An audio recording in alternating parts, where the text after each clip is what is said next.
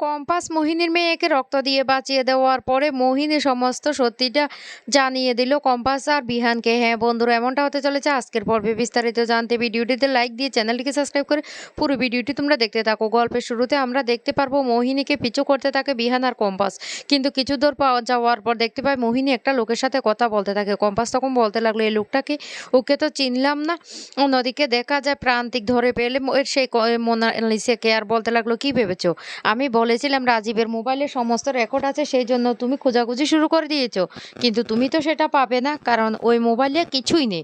আমি সমস্ত কিছু আমার মোবাইলে নিয়ে নিয়েছি, এমনকি আমি আরও অনেকজনের মোবাইলে সেটা পাঠিয়ে দিয়েছি। তুমি যদি উল্টোপাল্টা কিছু করার চেষ্টা করো তাহলে কিন্তু আমি এটা সবাইকে দেখিয়ে দেবো, বুঝতে পারছো? তখন মোনালিসা ভয় পেয়ে যায়। এরপরে বলতে লাগলো, তুমি যাদের যাদেরকে ভয় পাও আমি তাদের সবার মোবাইলে এটা পাঠিয়ে দিয়েছি। তুমি এটা চিন্তা করো না যে তুমি এটা নিয়ে নেবে খুব তাড়াতাড়ি আর তুমি আমার হাত থেকে বেঁচে যাবে। এটা কিন্তু প্রান্তিক তোমার সাথে চ্যালেঞ্জ ছুড়ে দিয়েছে। তখনই মোনালিসা বলতে লাগলো, খবরদার খবরদার, তুমি আমার সাথে এইভাবে কথা বলতে পারো না। তখন বলতে লাগলো, না ঠিক কথাই বলতে পারি, আর তুমি যেহেতু পড়ালেখা পারো না তাহলে তুমি আমাদের এখানে একটা স্কুল আছে সেই স্কুলে ভর্তি হয়ে যাও। মোনালিসা তখন বলতে লাগলো, আমি কি মূর্খ সেই স্কুলে ভর্তি হয়ে যাব? তখন বলতে লাগলো, যদি মূর্খ না হও তাহলে বই দেখে দেখে লেখার প্ল্যানটা কেন করেছিলে? তখনই মোনালিসা রেগে যায়, রেগে দিয়ে হুমকি দিতে থাকে প্রান্তিককে যে সে প্রান্তিককে দেখে নেবে। প্রান্তিক তখন বলতে লাগলো, তুমি আমার কিচ্ছু করতে পারবে না, কিচ্ছু করতে পারবে না তুমি আমার। এরপরে মোনালিসা বলতে লাগলো, আমি আমি এখান থেকে খুব তাড়াতাড়ি চলে যাব, কিন্তু তারপর দেখো তোমার অবস্থাটা আমি কি করি। এইদিকে দেখা যায় কম্পাস বিহানকে বলতে লাগলো, বিহান স্যার, মোহিনী কার সাথে কথা বলছে? ওই লোকটাকে তো আমরা চিনি না। বিহান তখন বলতে লাগলো, এত কথা না বলে আমাদেরকে এগিয়ে যেতে হবে। মোহিনী কোথায় যাচ্ছে পুরোটা আমাদেরকে জানতে হবে। তারপরে বিহান আর কম্পাস আবার মোহিনীর পিছন পিছন ছুটতে থাকে। এক পর্যায়ে মোহিনী একটা বাড়িতে ঢুকে পড়ে। তখন কম্পাস বলতে লাগলো, এটা কার বাড়ি, এখানে কেন এসেছি?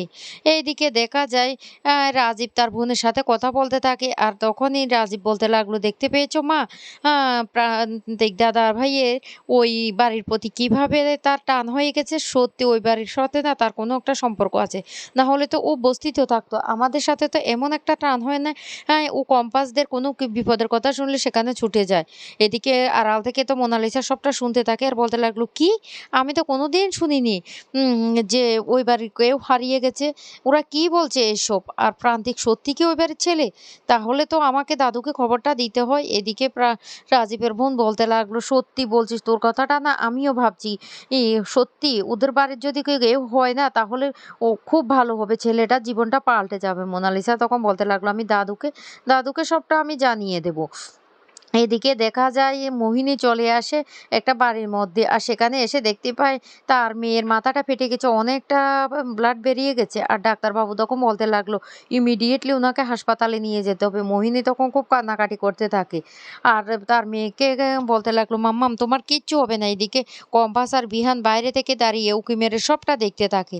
তখনই মোহিনী কি করবে বুঝতে না পেরে তার মেয়েকে ইমিডিয়েটলি হাসপাতালে নিয়ে যাওয়ার জন্য ব্যস্ত হয়ে উঠে কান্নাকাটি শুরু করে আর বলতে লাগলো, আমার মামামকে আমাকে বাঁচাতে হবে, মামাম তোমার কিচ্ছু হবে না। ডাক্তারবাবু তখন বলতে লাগলো, অযথা সময় নষ্ট না করে আপনি তাড়াতাড়ি করে হাসপাতালে নিয়ে যান। তখন মোহিনী পাগলের মতো হয়ে যায় তার মেয়েটাকে বাঁচানোর জন্য। এদিকে কম্পাস আর বিহান বলতে লাগলো, এটা কি করে সম্ভব, আমরা তো কিছুই বুঝতে পারছি না। এইদিকে মোহিনী তার মেয়েকে নিয়ে হাসপাতালে ছুটতে থাকে, অন্যদিকে বিহান আর কম্পাসও তাদের পিছন পিছন ছুটতে থাকে।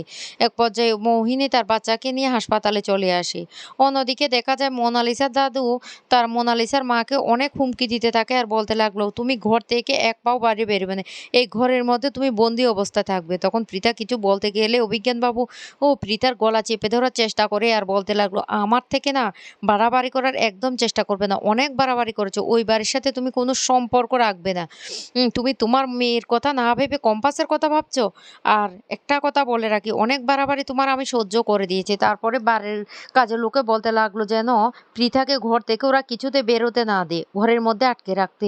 পৃথা তখন বলতে লাগলো, বাবা আপনি এমনটা করতে পারেন না। তখন অভিজ্ঞবাবু বলতে লাগলো, আমি বেশ করতে পারি, তোমার সাথে আমি এখনো কিছুই শুরু করিনি, দেখো এবার আমি কি করতে পারি। তখন পৃথা কান্নাকাটি শুরু করে। অভিজ্ঞানবাবু তখন বলতে লাগলো, যে নিজের মেয়ের ভালো না বুঝে অন্যের ভালো বুঝে তাকে তো আমি কোনো দিন ক্ষমা করব না। এদিকে হাসপাতালে চলে আসে মোহিনী তার মেয়েকে নিয়ে। আর কম্পাস আর বিহানও পিছন, পিছন চলে আসে। আর সবটা ওরা আড়াল থেকে দেখতে থাকে। কম্পাস তখন বলতে লাগলো, "মোহিনীর মেয়ে আছে, সেটা তো আমরা আগে জানতাম না। আর এদিকে অরিনও তো কিছু আমাদেরকে বলেনি। তার মানে কিছুই তো বুঝতে পারছি না বিহান স্যার।" বিহান তখন বলতে লাগলো, "ও কম্পাস, এসব এখন আমাদের ভাবার সময় নেই। আগে কি হচ্ছে সেটা একবার দেখতে দাও তো।" অন্যদিকে দেখা যায় ডাক্তারবাবু মোহিনীর মেয়েকে দেখে বলতে লাগলো, "উনার অবস্থা আশঙ্কাজনক। অনেকটা ব্লাড লস হয়ে গেছে।" এদিকে প্রীতা বারবার অনুরোধ করার চেষ্টা করে অভিজ্ঞান বাবুকে। কিন্তু অভিজ্ঞান বাবু কোনো কথাই না শুনে প্রীতাকে ঘরের মধ্যে আটকে রাখার সিদ্ধান্ত নেয়। আর বলতে লাগলো, ওকে ওকে যেন ঘর থেকে কিছুতে বের হতে না দেওয়া হয়। প্রীতা তখন কি করবে কিছুই বুঝতে পারে না। এইদিকে কম্পাস আর বিহান সবটা দেখতে থাকে আর বলতে লাগলো, এবার কি হবে? অন্যদিকে দেখা যায় মোহিনী ডাক্তারবাবুর সাথে কান্নাকাটি শুরু করতে থাকে তার মেয়েকে বাঁচানোর জন্য। কিন্তু ডাক্তারবাবু বলতে লাগলো, তাদের ওখানে নাকি এবি গ্রুপের রক্ত নেই। তখন কি করবে কিছুই বুঝতে পারে না। মোহিনী পাগলের মতো কান্নাকাটি করতে থাকে। তখন কম্পাস বলতে লাগলো, বিহান স্যার, এক কাজ করলে কেমন হয়? আমারও তো এবি প্লাস রক্তের গ্রুপ, আমি তো রক্তটা দিতে পারি। তখন কম্পাস ছুটে আসে আর এসে বলতে লাগলো, আমি রক্ত দেব, আমার রক্তের কার্ড আছে। এই বলে কম্পাস রক্ত দেওয়ার জন্য ছুটে চলে যায়। মোহিনী তখন অবাক দৃষ্টিতে তাকিয়ে থাকে কম্পাস আর বিহানের দিকে, আর কোনো কথাই বলে না। তারপরে কম্পাসের দেওয়া রক্ত দিয়েই মোহিনীর মেয়েটা একটু একটু করে সুস্থ হতে থাকে। মোহিনী তখন নিজের ভুলটা বুঝতে পারে। কম্পাস তখন বলতে লাগলো, কি মোহিনী, তোমার যে মেয়ে আছে, তুমি সমস্ত কিছু আমাদের পরিবারে কেন লুকিয়েছিলে? কেন লুকিয়েছিলে? তখন মোহিনী কান্নাকাটি করতে থাকে আর বলতে লাগলো, আমি তোমাকে সবটা বলবো। এদিকে দেখা যায় মোনালিসা তার দাদুকে ফোন করে সবটা জানিয়ে দেয় যে ঋতুজাদের বাড়িতে কেউ একজন হারিয়ে গিয়েছিল আর তার সাথে না যে সেই প্রান্তিকে তুলনা করা হচ্ছে। তখন অভিজ্ঞানবাবু বলতে লাগলো, তুমি কোথা থেকে শুনতে পেলে এই কথাটা? তখন বলতে লাগলো, রাজীব আর তার বোন বলছিল সেখান থেকে শুনতে পেয়েছে। অভিজ্ঞানবাবু তখন সাবধান করে দিয়ে মোনালিসাকে বলতে লাগলো, তুমি আগ বাড়িয়ে কিছু করতে যাবে না, কিছু করতে যাবে না আগ বাড়িয়ে। আমি যেটা বলছি সেটা শুনে রাখো। অন্যদিকে দেখা যায় কম্পাসকে যে মারতে পাঠিয়েছিল সে অনেকটা রেগে যায় আর বলতে লাগলো, ওই পরিবারকে, ঋতুজার পরিবারকে আমাদেরকে শেষ করতেই হবে।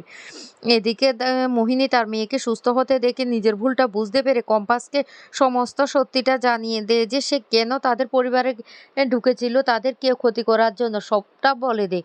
তখন কম্পাস অবাক হয়ে বলতে লাগলো, মোহিনী, তুমি তুমি কি করে এই কাজটা করতে পারলে? মোহিনী তখন বলতে লাগলো, আমি জানতাম না, আমি এতদিন ভুল জেনে এসেছি। আমি জেনেছি তোমাদের পরিবারের সবাই আমাদের ক্ষতি করেছো, কিন্তু এখন আমি বুঝতে পারছি তোমরা এই ক্ষতিটা করতে পারোনি। অভিজ্ঞান বাবু আর মুক্তি মিলে আমাকে ভুল বুঝিয়েছে। তখনই কম্পাস বলতে লাগলো, মোহিনী, মোহিনী, তুমি কোনো চিন্তা করো না। তুমি যেহেতু নিজের অন্যায়টা তুমি স্বীকার করেছো, এবার দেখো আমি সবাইকে বলবো।